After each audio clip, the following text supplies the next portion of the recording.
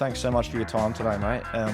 Really appreciate it. I know you're busy, so thank you. Thank you so much for making the trip over here. All good. Really appreciate it. We're thrilled to be here. So just for a context, we're sitting in the lounge room of the HyHome here in Wollert in Victoria, which is an initiative from the Australian Gas Infrastructure Group. I've got Rob here with me, who's the senior engineer. And Rob, can you just explain your involvement in this project?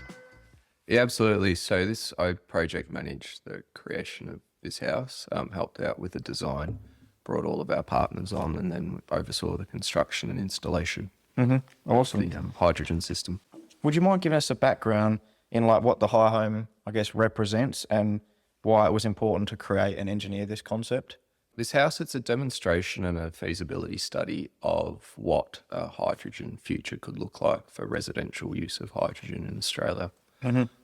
It's specific to Australian conditions and Australian houses. Yep. And we've learned an awful lot through this process that will apply to future updates and future sort of standards reviews as What are some of the things you've learned? It's all about how we install sort of the equipment, how the hydrogen interacts within the equipment, what parts of the Australian standards don't really apply anymore or do apply and we need to slightly change.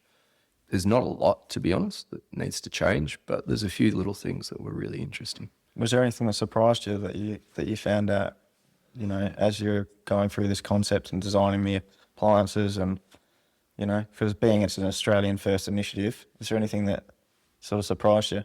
Well, yeah, one of the main ones was the whole purpose of running hydrogen and other renewable gases through our network will be to reduce our carbon dioxide emissions.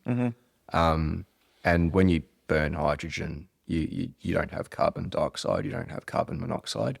And an awful lot of the Australian standards for installations of appliances and locations, etc., are around safety and what to do with those combusted gases. And that doesn't really apply anymore. So it really can open up the installation location, etc., of appliances going forward. That's unreal because, we did speak about that earlier when we were over there at the cooktop, and everyone's going to see this video come out eventually. And that was one of the interesting things that came to mind is like, I know Victoria banned the use of like some space heaters, and then we had a discussion about how, some of those things like that may not be relevant anymore because, when you're burning hydrogen, there is no like noxious fumes coming out. So can you just touch on that, Rob?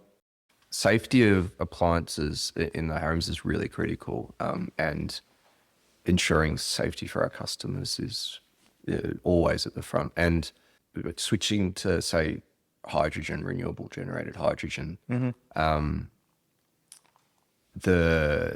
as you burn and use it in your house, it won't have it behaves a bit differently, but it won't have the carbon dioxide and carbon monoxide. So, for example, our continuous flow hot water services that we've got mounted outside on the wall, generally they're supposed to be at a certain height and a certain distance away from windows so that the fumes can't get sucked back in if they're natural gas and sucked back into the house.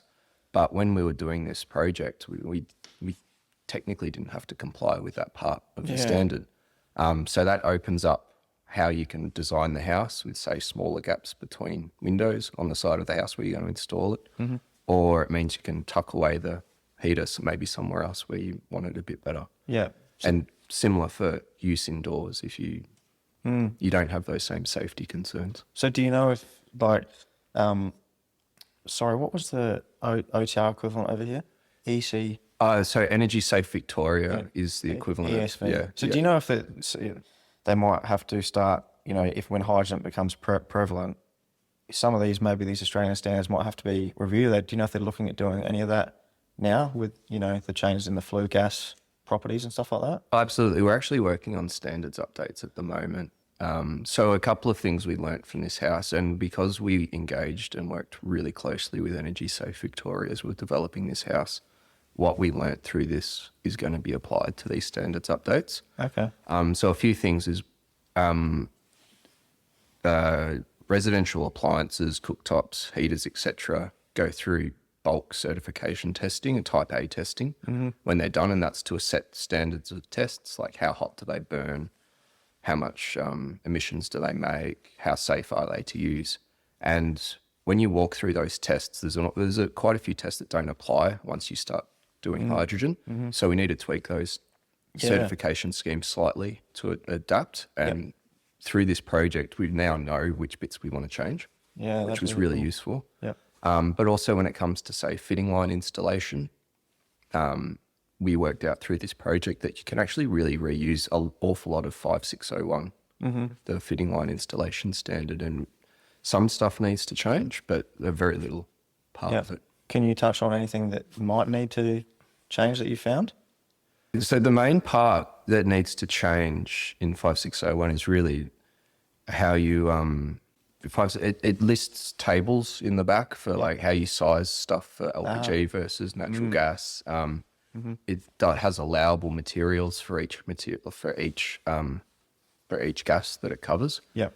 I think by introducing hydrogen, it differs enough from LPG and natural gas that those tables will need to be sort of redone slightly for hydrogen. Nothing major, but it's just because it's such a prescriptive standard, just needs to be updated slightly to now cover hydrogen. I'm really glad you brought that up. That was one of the questions I was going to get to. Is like, I was going to ask you if, some things like the gas sizing chart may need to be relooked at, and well, you answered that, which is cool. And then I suppose that comes to a question, which was not so much a question, but is an interesting topic. I think we're going to have to think about is like maybe plumbers have got from a plumbing perspective. Obviously, this is what a lot of stuff we're concerned about. Is probably going to have to be doing some upskilling in regards to the gas properties being different and the gas sizing. So from like a learning perspective, I think kids and existing plumbers moving forward are going to have to they're going to have to update like the curriculums and stuff. Would you say that, Rob, or do you know much about what they're doing in that regard? Well, just on the sizing, we actually found that you don't have to change the sizing at all. It's really just about sort of double checking and creating separate tables so that it's explicitly called out. Yep. If that makes sense. So you could rerun hydrogen through an existing natural gas fitting line without any issues. Yeah, sweet. So that's the first bit. When it comes to upskilling, that's another one that we learnt a lot of through this project. So hydrogen differs enough from natural gas and LPG that you need to be aware of the differences. Yep. But it's not such a big gap that it falls outside the existing sort of skill set that a gas fitter would have, which is really cool. And our gas fitters in Victoria, South Australia are really, really, really, really good at what they do. What we found through this is it's more of an awareness of the differences and what sort of little challenges you might have through the way, rather than a wholesale, you have to learn a whole new trade sort of thing. So this installation, the fitting line was constructed by a qualified gas fitter here in Victoria, and was signed off by Energy Safe Victoria under their existing that's really process cool. for signing off fitting lines. So we really didn't have to learn anything, but just a few little things. So, yeah. And are you on the same pressure? This consumer pipe work is running at the same pressure as it would be if it was a natural gas install? Yeah, it actually is. This house's fitting line is 2.75 kPa hydrogen, exactly the same as what it was under natural gas. Yep. And the fitting line was constructed and run as you normally would a fitting line. Yeah, sweet. Rob, AGIG's plan is to use like a mix of hydrogen and biomethane. Can you just like touch on the differences maybe in the properties between the two gases? Because I understand maybe biomethane is a bit more similar to natural gas. Yeah, AGIG has a vision to replace natural gas within our networks over a period of time with renewable gases. Two types of renewable gas we're looking into. One is hydrogen, created from electrolysis using renewable energy.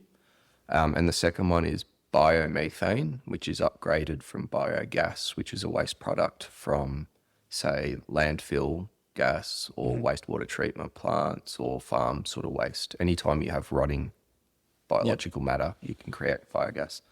Then you upgrade it, strip out everything apart from the methane. Then for all intents and purposes, that's identical to natural gas. Okay.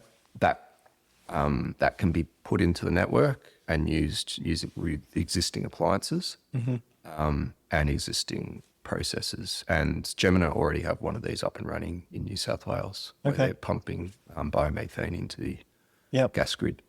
Do you know at what point, as we go forward 10, 20 years and we're starting to implement more hydrogen into the mix? I know they're starting off at a 5%, moving to 10, and then like with the vision of like 2040, or as the best case scenario to be 100% hydrogen. Yep. At what point, Rob, the appliances need to, they can't take the, you know what I mean? Like where's the switch over? Where's the switch over? Yeah. So hydrogen being the other form of renewable gas we're looking into, it differs enough from natural gas that how it burns and how it interacts with appliances, it sort of doesn't work as well, and it starts creating some issues. So we've been doing a lot of research through Adelaide Uni and the Future Fuels CRC, where we've been investigating Australian appliances, both old ones that have been installed and brand new ones, to see what sort of limits of hydrogen they can tolerate. And we found that they can tolerate up to about 20% hydrogen by volume. Okay. Before they start having issues. So the limits of blending hydrogen in will be around 20%. Yep. And from then you need to switch to different burner technology. Yeah, cool. That's really awesome. Yeah. And that leads me, I suppose, into this is from an appliance perspective. I know you guys at AGIG have been working really closely with Rinnai and Electrolux, and maybe a couple of others in developing, these hydrogen powered appliances here. And I think here in particular, it's the hot water heater, the gas barbie, the cooktop, and the central heater. Yep. Yeah. Can you just let us know a little bit about what that process looked like, Rob, when you had to go to the appliance manufacturers, how'd that process come about? What'd that look like? Yeah, cool. Well, it was very much a sort of a partnership here. While AGIG sort of led the project, Rinnai Electrolux was really key to the success and really cool to work with.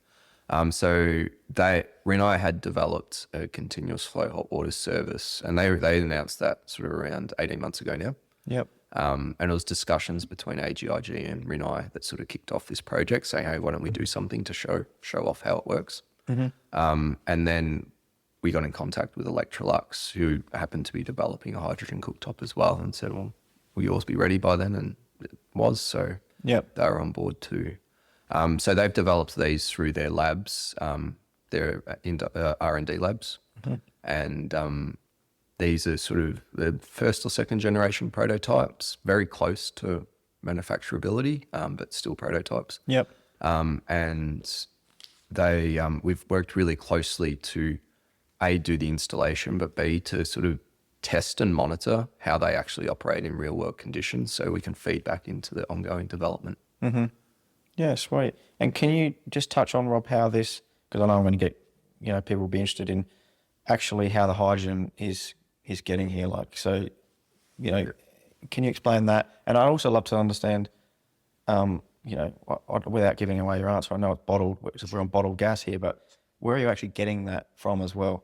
Yeah, absolutely. So with our vision, obviously, is to transport the hydrogen through our existing pipe work in our streets and mains, which is compatible with 100% hydrogen, but that doesn't currently exist yet to do that. So for this demonstration, we're running off bottled hydrogen, and BOC helped us out hugely with doing the design and installation of our sort of hydrogen supply system here. Yep. Running off bottled hydrogen, sort of similar to how you'd run off bottled LPG. You just have a few more bottles because it's not quite as energy dense. And what we've done is we've developed a system where we can exchange the bottles, reduce it in pressure down to the similar pressures you would have in our distribution network or in our fitting lines, and then pump it through as you normally would. We're also odorizing the hydrogen here because odorant is the primary control of detecting issues. If there's a leak or something, similar to natural gas or LPG, that's how you know something's wrong. Yep. So by doing that, we've been able to install it in the house without any other modifications. Yeah, sweet. And I mean, this is in the other video as well, but I think it was really cool. Can you just describe a little bit about how you guys have found how the hydrogen burns differently? Like, you know, predominantly from like a gas cooktop perspective, it's got some sort of unique properties, I think, that are sort of obvious actually, even when you light it up, which is pretty cool. If you could touch on what you found with that. Yeah. So hydrogen, it has a higher flame speed than natural gas. So what that means is the flame travels much faster. And it, rather than start with a bit of a warmth, it starts with more of a pop. Yeah. It sort of accelerates. It's really cool. You definitely know it's running, but it's not sort of, it's once you know it's happening, it's a really good indicator that the thing's running. So that's the main difference that everyone notices, is how it starts. Some other things that people mention is how quiet it is once it's running. It just doesn't seem to have that same sort of hiss that you get with natural gas. Yep. But the other one, we've had a few chefs cook on it, and they are impressed with how variable the turn down is especially on the cooktop. You can use the large burner, go from really hot down to really, really low temperatures, all using the same burner, and without the flame accidentally blowing out. Yeah. Or it just stays really stable the whole way through. And that's because of this higher flame speed, and you actually need a little bit less energy to ignite hydrogen as well. So it burns much easier, much cleaner, and much more controlled. Yeah. And the only byproduct is water vapor. And a little bit of NOx. And a little bit of NOx. When you say NOx, what do you mean by that? So anytime you heat up air, oxygen and nitrogen, Okay. they combine into oxides of nitrogen Yeah. and oxygen, oxides of nitrogen. So you get NOx when you burn natural gas, you get NOx when you burn LPG, you get NOx when you burn petrol in your car, just because you're heating air up so hot.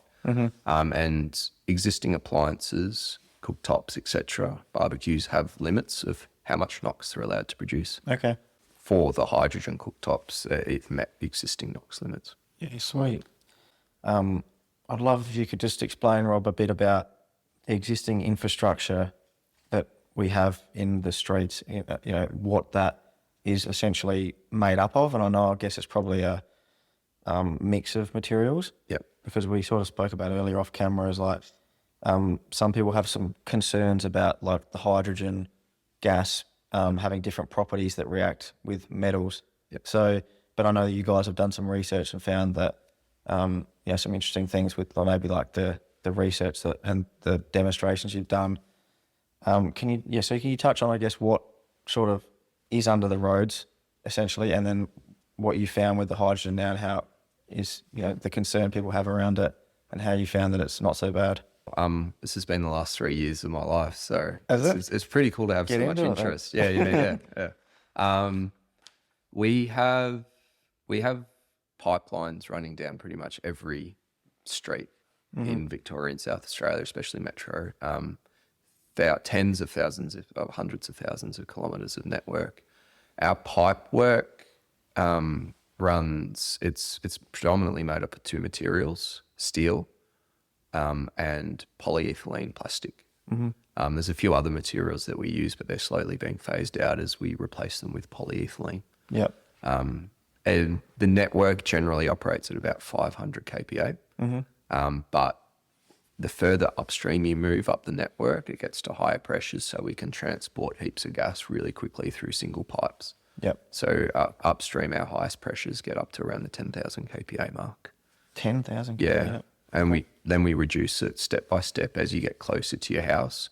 Out the front of your house is most likely 500 kPa or around that. Yep. And then it gets reduced at your gas meter down to 2.75. A key concern for us going forwards is how would our pipes work with hydrogen or biogas, because they are slightly different. And hydrogen, being the smallest element, has this habit of the atoms get inside everything, and they change the properties of things. So with steel, you get what's called hydrogen embrittlement, where rather than bend, it's more likely to crack. Yep. Not a great thing. Yep. If you want stuff to not leak. And with polyethylene, it gets in there and it does some interesting stuff as well.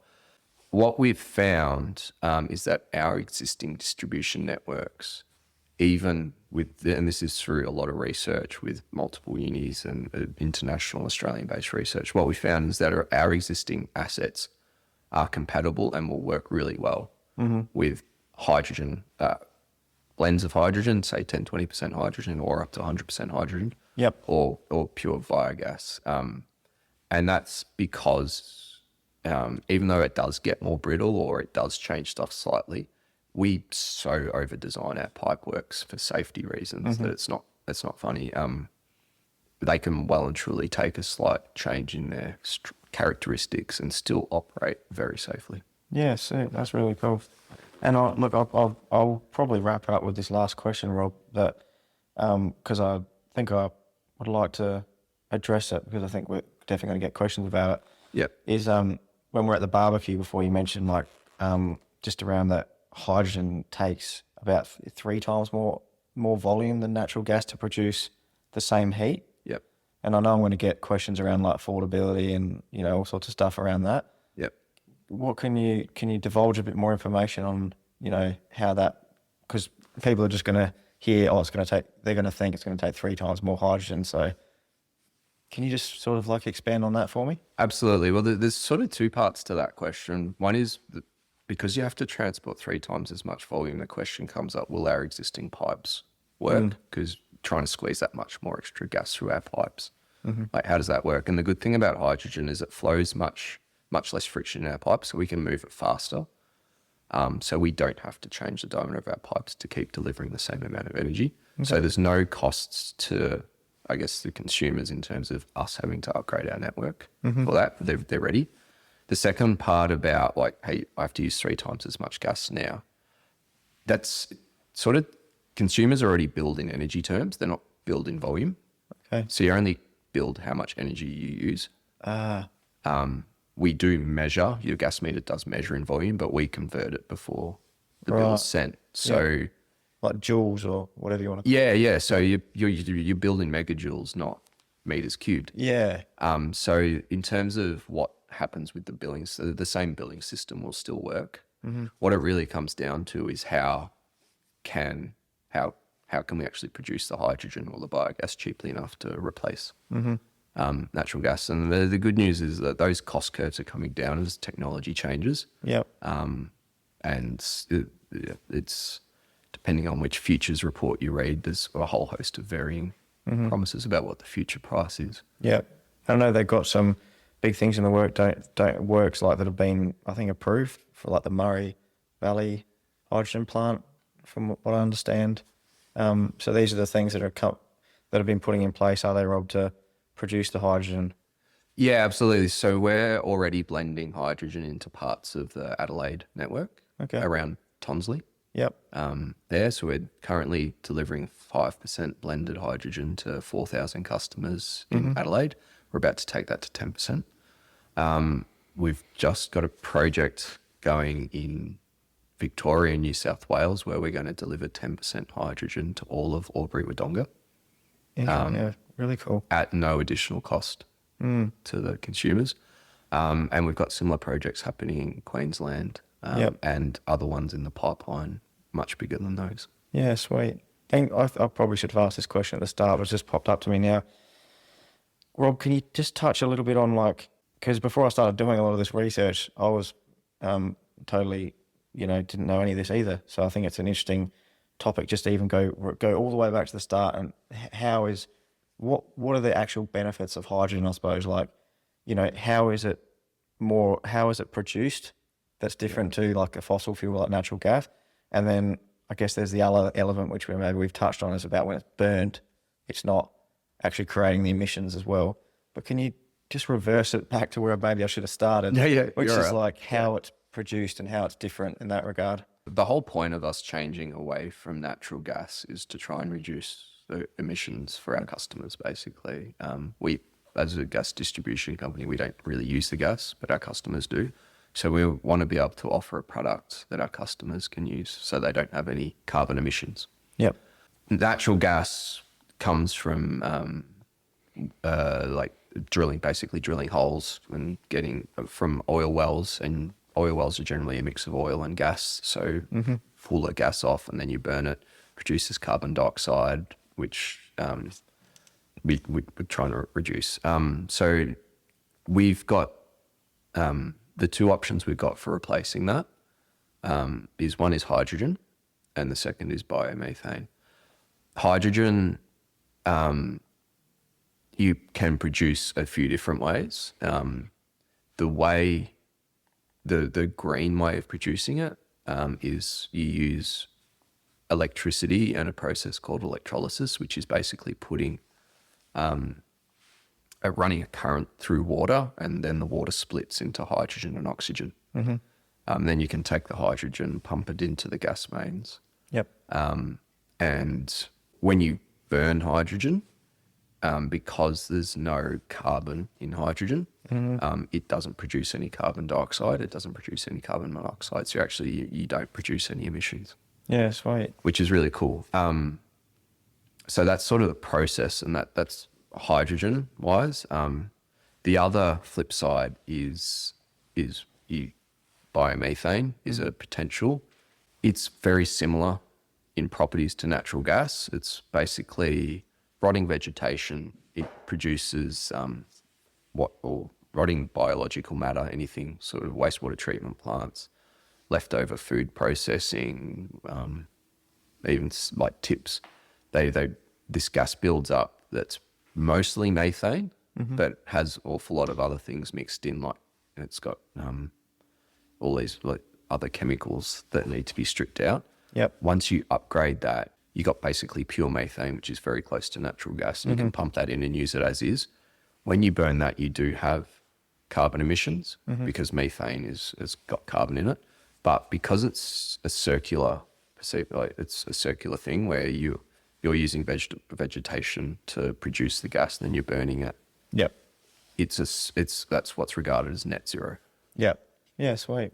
So, just lastly, from my side a few more times actually, because I've got some more questions as you're right. come up. But so what I've just taken away from what you said earlier, Rob, I'm just thinking about it then is it seems like we maybe part of the plan might be, because you said we can sort of safely get to 20% hydrogen, without anything changing on the consumer end, appliances and all that. So do you think is that something we might be looking to do, is to get to that 20%? Do you know how that might work? Because that seems interesting to me, that's like the nice little medium that we can sort of do at the moment without all the, appliances and stuff changing on the consumer end. Yeah, without changing the way. That's really interesting. I'll be honest, I have no idea how it's going to shake out. I think the reason we're doing these sorts of things is so that we're ready for whatever scenario makes sense. Yep. So yeah, you could have a scenario where it's 20% hydrogen, 80% biomethane, and then you could be 100% carbon neutral. You could have a scenario where you're 100% biomethane and be 100% carbon neutral, or you could have a scenario where you're 100% hydrogen. I guess we're at a stage now, and because of projects like this house, we're at a stage now where we know those three scenarios are possible. Yep. So now it comes a matter of how do we actually get it done. I think it's a cool space to be in. The more I've researched about it, the more interested I've got. I think, from our perspective, I think gas being a fuel type is like really important to us, because obviously being plumbers and gas fitters. So it's an interesting space to keep track of, I reckon. And, I really appreciate you coming on, Rob, and giving me the time. So thanks for coming on. Yeah, no, thank you. It's been a really cool few years for me working in this, and it's really cool to have interest. So thanks for your questions. You're a legend. Thanks for tuning in to another Plumbify podcast. Make sure you follow us on Instagram, TikTok, YouTube, LinkedIn, and all the usual podcast platforms.